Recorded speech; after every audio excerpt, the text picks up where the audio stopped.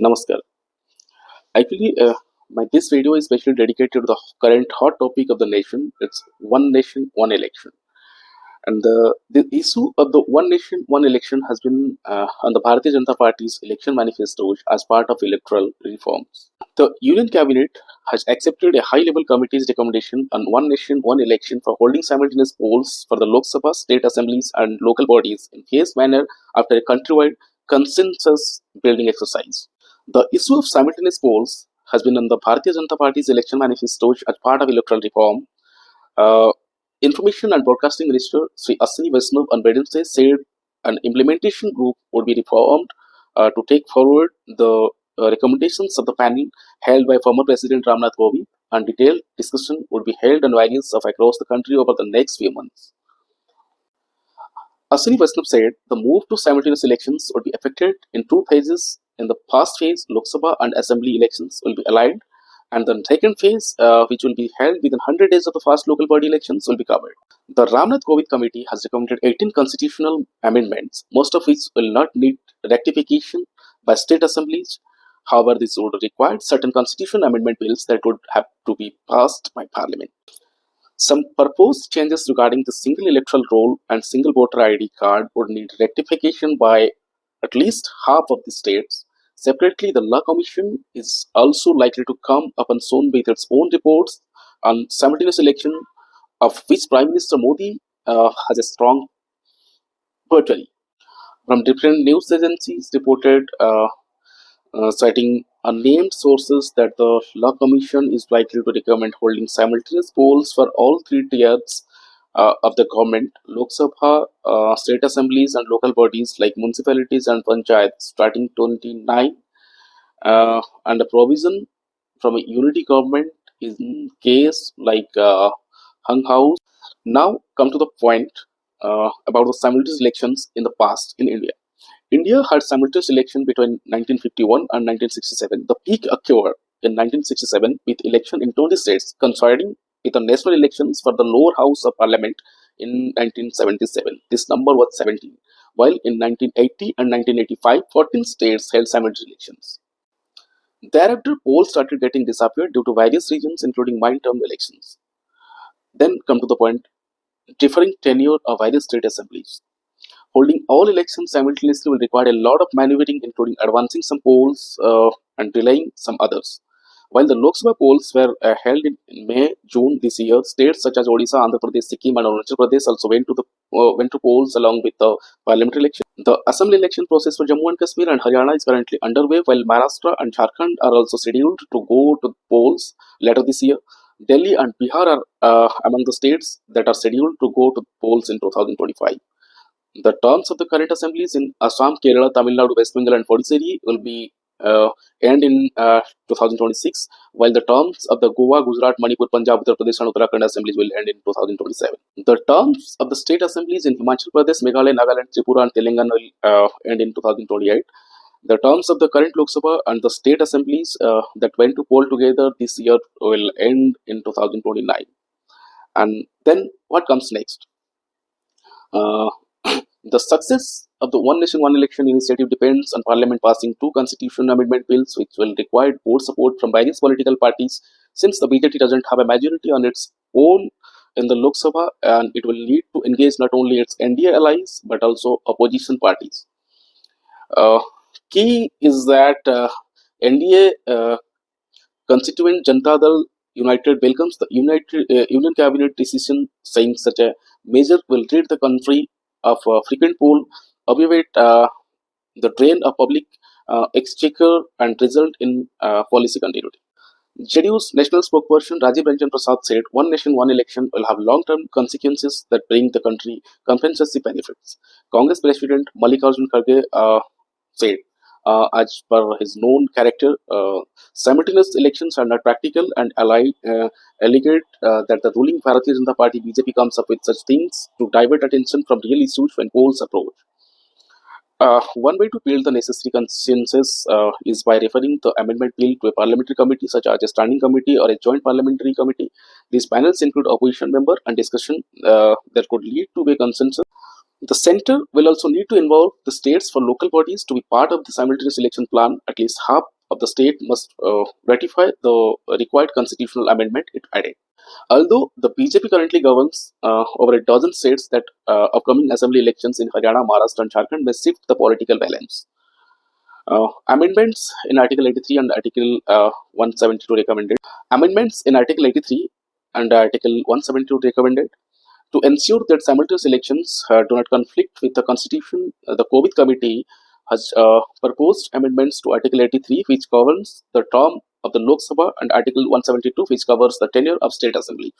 The committee suggested one-time transitory measure to synchronize all elections and proposed when Lok Sabha is constituted after the general election, the president would be or by notification on the same date as that the first sitting bring into force the provisions for transactions. The date would be called the appointed date. Irrespective of whether a state assembly has completed its 5-year terms or not, a clause under proposed Article 82A stated that all the state assemblies constituted in any general election held after the appointed date shall come to an end on the expiry of the full term of Lok Sabha. Then come to the point, effect of the provision.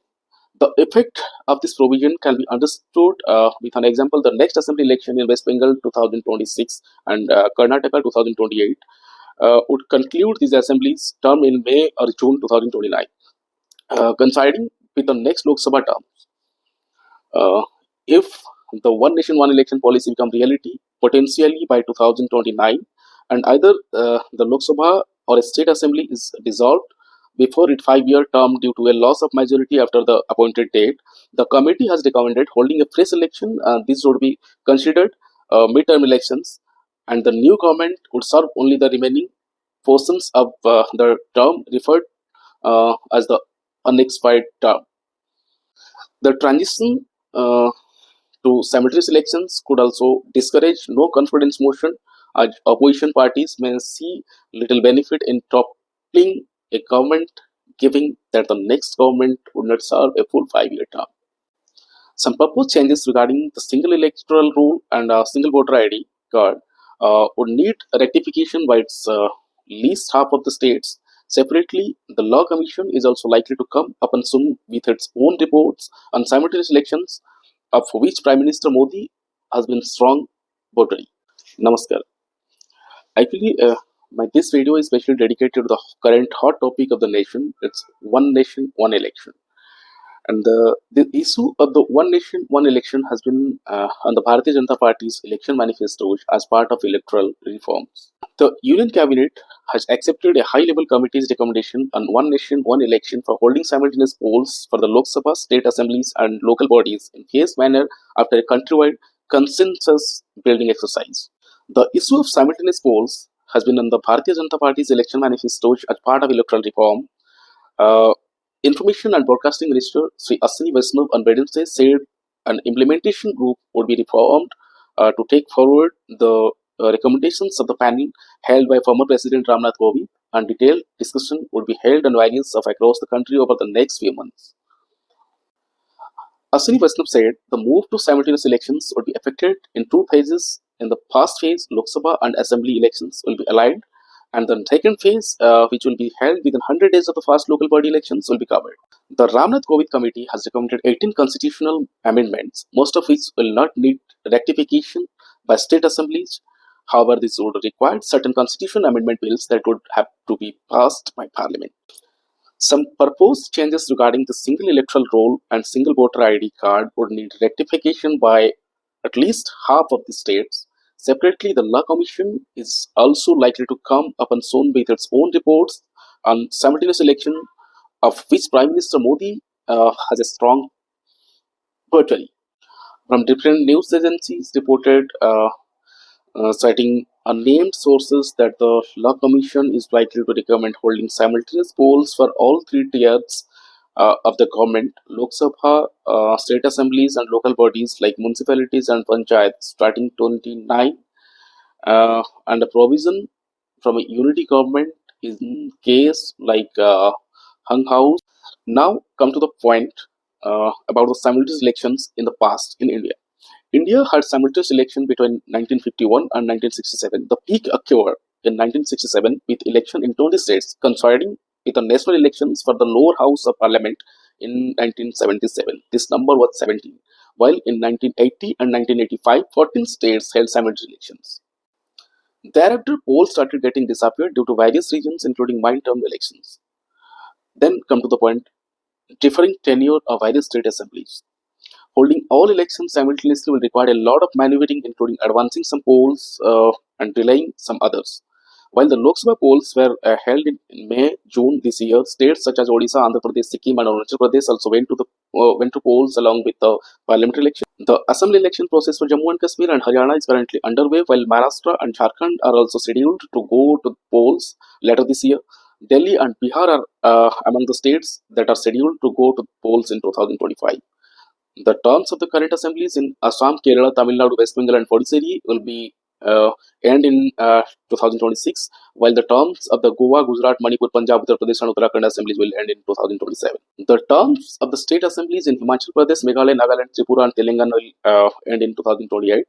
The terms of the current Lok Sabha and the state assemblies that went to poll together this year will end in 2029. And then what comes next?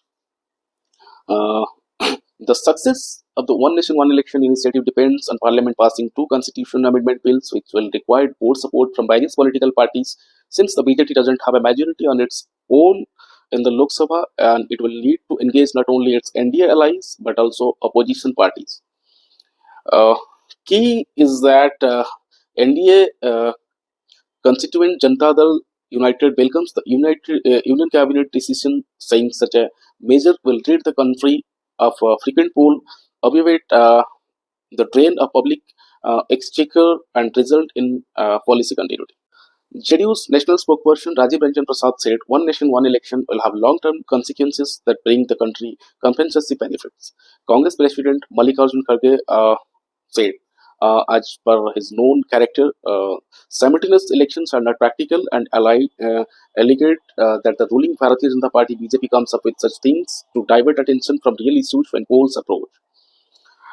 One way to build the necessary consensus is by referring the amendment bill to a parliamentary committee such as a standing committee or a joint parliamentary committee. These panels include opposition member and discussion that could lead to a consensus. The center will also need to involve the states for local bodies to be part of the simultaneous election plan. At least half of the state must ratify the required constitutional amendment, it added. Although the BJP currently governs over a dozen states, that upcoming assembly elections in Haryana, Maharashtra, and Jharkhand may shift the political balance. Amendments in Article 83 and Article 172 recommended. Amendments in Article 83 and Article 172 recommended to ensure that simultaneous elections do not conflict with the Constitution. The COVID Committee has proposed amendments to Article 83, which governs the term of the Lok Sabha, and Article 172, which covers the tenure of state assembly. The committee suggested one-time transitory measure to synchronize all elections and proposed when Lok Sabha is constituted after the general election, the president would by notification on the same date as that the first sitting bring into force the provisions for transitions. The date would be called the appointed date. Irrespective of whether a state assembly has completed its 5-year terms or not, a clause under proposed Article 82 stated that all the state assemblies constituted in any general election held after the appointed date shall come to an end on the expiry of the full term of Lok Sabha. Then come to the point, effect of the provision. The effect of this provision can be understood with an example. The next assembly election in West Bengal 2026 and Karnataka 2028 would conclude these assemblies term in May or June 2029, coinciding with the next Lok Sabha term. If the One Nation, One Election policy become reality, potentially by 2029, and either the Lok Sabha or a state assembly is dissolved before its 5-year term due to a loss of majority after the appointed date, the committee has recommended holding a fresh election. This would be considered midterm elections, and the new government would serve only the remaining portions of the term referred as the unexpired term. The transition to simultaneous elections could also discourage no confidence motion Opposition parties may see little benefit in toppling a government, given that the next government would not serve a full 5-year term. Some proposed changes regarding the single electoral rule and single voter ID card would need rectification by its least half of the states. Separately, the Law Commission is also likely to come upon soon with its own reports on simultaneous elections, of which Prime Minister Modi has been strong votary.